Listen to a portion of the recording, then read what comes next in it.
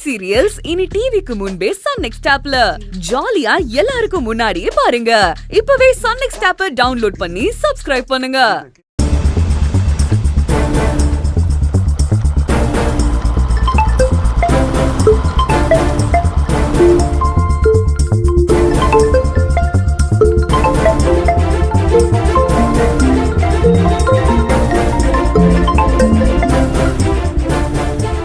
சொல்லுங்க, என்ன விஷயம்?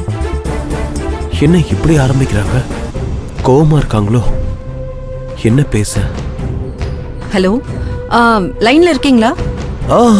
இருக்கேங்க. இல்ல, இப்பதானே வீட்டுக்கு போனீங்க, அதுக்குள்ள என்ன விஷயமா கூப்பிட்டுருக்கீங்க? ஏதாச்சும் முக்கியமான விஷயமா?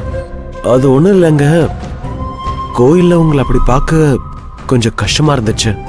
சாரிங்க, என்ன மன்னிச்சிருங்க. நீங்க எதுக்கு என்கிட்ட மன்னிப்பு கேக்குறீங்க? இல்ல, எங்க அம்மாவும் உங்க அத்தையும் உங்களை வலுக்கட்டாயமா தாலியை கழட்ட சொல்றப்போ நான் எதுவும் பண்ண முடியாம இருந்தேன். நீங்க என்ன மன்னிச்சிருங்க. இத சொல்லிதான் இதுக்கு கோயில்ல ஒரு தடவை மன்னிப்பு கேட்டீங்க, அப்புறம் என்ன திரும்ப? ஆமால, கோவில்ல மன்னிப்பு கேட்டேன்ல.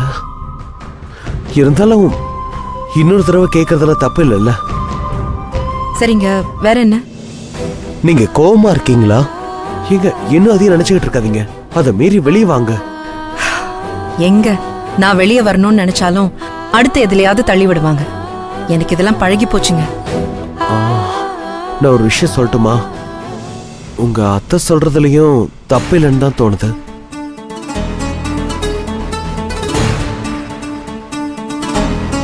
புரியலங்க, என்ன சொல்ல வரீங்க? இல்ல இல்ல, ஞாபகம் வந்தது நல்ல விஷயம்தான். ஆனா அதுவே நம்ம கஷ்டத்தை கொடுக்கறப்போ அத மறக்கிறது தப்பு இல்லைன்னு தோணுது. நான் சொல்ல வர்றது நீங்க தாலியை கழட்டணுங்கிற அர்த்தத்துல இல்ல. அது உங்க விருப்பம், அதுல எல்லாம் நான் தலையிட மாட்டேன். உங்களுக்கு எது சரின்னு படுதோ அதை பண்ணுங்க.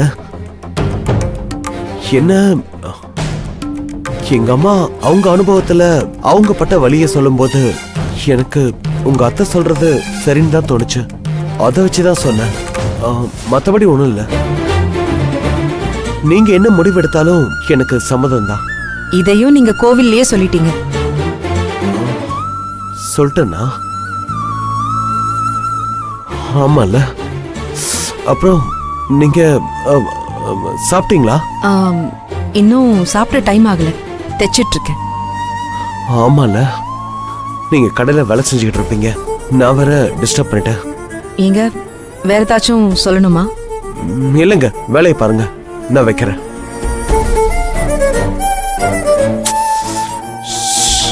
என்னடா இப்படியா பேசுவ? அவங்க என்ன நினைப்பாங்க?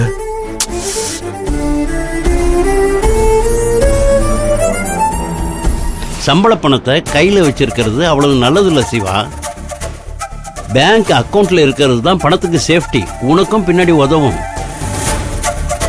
உனக்கு பேங்க்ல அக்கௌண்ட் ஓபன் பண்ணணும்னு நினைச்சா எந்த ப்ரூஃபும் இல்லைன்னு சொல்றியே, என்ன பண்ணலாம்? எப்படி அக்கௌண்ட் ஓபன் பண்றது? அடையாளம் இல்லாம இங்க வாழவே முடியாதுங்களா ஐயா? முடியவே முடியாது. எங்க போனாலும் நீதாங்கிறத நீ சொன்னா ஒத்துக்க மாட்டாங்க. உன் கைரேகை வச்சு அது ஒத்து போனாதான் நம்புவாங்க. அப்படி மாறி போச்சு இங்க சிஸ்டம்.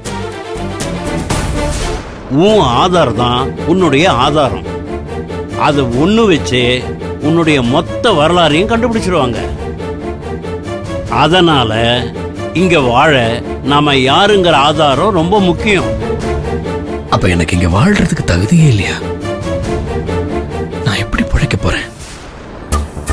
ஐயா, எனக்கு என்ன பத்தி ஓரளவுக்கு தான் தெரியும். அதுவும் உண்மையான்னு தெரியாது, ஒரு யூகம் தான். என் குடும்பத்தை நான் தேடி கண்டுபிடிச்சாதான் அவங்க மூலமா என்ன பத்தின தகவல்கள் எல்லாத்தையும் நான் தெரிஞ்சுக்க முடியும். சரி, பாப்போம் என்ன பண்ணலான்னு. அட வாமா வினோ, இந்த தம்பி தான் நம்ம கடையை இப்ப புதுசா பாத்துக்குது.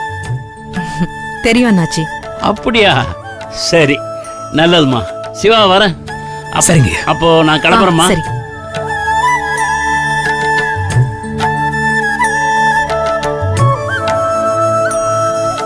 சொல்லுங்கங்க உங்களுக்கு என்ன வேணும்?